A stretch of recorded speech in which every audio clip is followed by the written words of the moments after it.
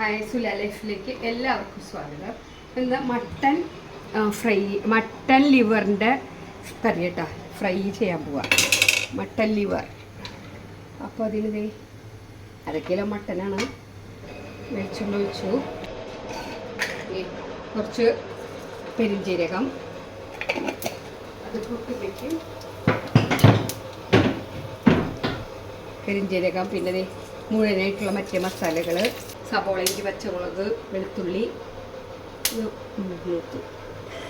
അതിൽ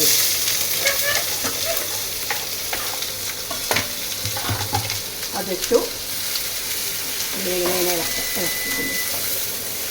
മല്ലിപ്പൊടി,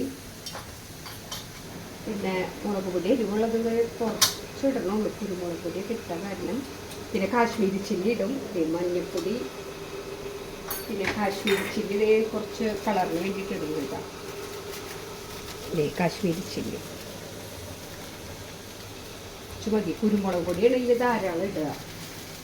പിന്നെ മസാല ലാസ്റ്റ് ഇടും. പിന്നെ മുഴുവൻ മസാല ഇട്ടുമല്ലോ. പിന്നെ ഇത് വെറുതെ ഒരു വിസിലടിച്ച് വെച്ചേക്കാം ഞാൻ ലിവർ ഇട്ട കുക്കറിലൊരു വിസിലടിച്ച് വെച്ചു. അപ്പോൾ ഇതേ മസാലകൾ, മല്ലിപ്പൊടി, മുളക് പൊടിയൊക്കെ നമ്മൾ എടുത്ത് വെച്ചിട്ടുണ്ടായിരുന്നു.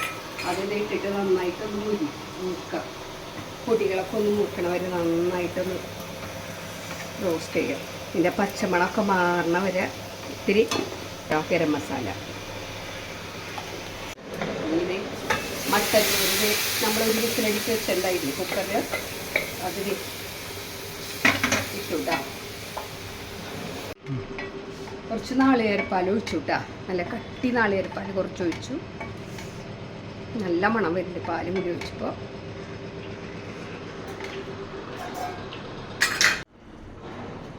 കുറച്ച് കായത്തിൻ്റെ പൊടിയില്ലേ, കുറച്ചിട്ടാ, അധികം വേണ്ട. കുറച്ച് കായപ്പൊടി എന്ന് വെച്ചിട്ടുണ്ടെങ്കിൽ നമ്മൾ ഈ നോൺ വെജ് ഒക്കെ മണ്ണൊക്കെ ഉണ്ടാവില്ല ചിലതിനൊക്കെ, ആ മണ്ണൊക്കെ അതിന് പോവാൻ വേണ്ടിയിട്ടാണ്. പിന്നെ ഇതേ കുറച്ച് പെരുംജീരകം അതേ പൊടിച്ച് അത്. അപ്പോൾ ഇത് കുറച്ച് നീക്കി വെച്ച് കറി പോലെ കുറച്ചിങ്ങനെ ഞങ്ങൾ റോസ്റ്റ് ചെയ്യാന്ന് വെച്ചാൽ 2 കറിയാക്കാൻ പോവാം മട്ടൻ ലിവർ. ഇതിന് ഇതേ മട്ടൻ കറിയുടെ കുറച്ചിങ്ങനെ ചാറ് പോലെയൊക്കെ ഇട്ടെടുത്തു കേട്ടോ മട്ടൻ ലിവർ. പിന്നെ ബാക്കിയുള്ളത് ലിവർ ഫ്രൈ ഇങ്ങനെ വറ്റി കുറച്ച് നേരം കൂടി ഇങ്ങനെ നന്നായി വറ്റി നല്ല ഡ്രൈ ആവണം. അപ്പോൾ ഇത് മട്ടൻ ലിവർ ഫ്രൈ, ഇത് മട്ടൻ ലിവർ കറി. ഇങ്ങനെ 1 കിലോ ലിവർ കൊണ്ട് ഞങ്ങൾ 2 കറി ഉണ്ടാക്കിയിരിക്കുന്നു. അപ്പോൾ നല്ല മണം ഇതൊക്കെ. Okay bye. അപ്പോൾ എല്ലാവരും സബ്സ്ക്രൈബ് ചെയ്യുക, ലൈക്ക് ചെയ്യുക.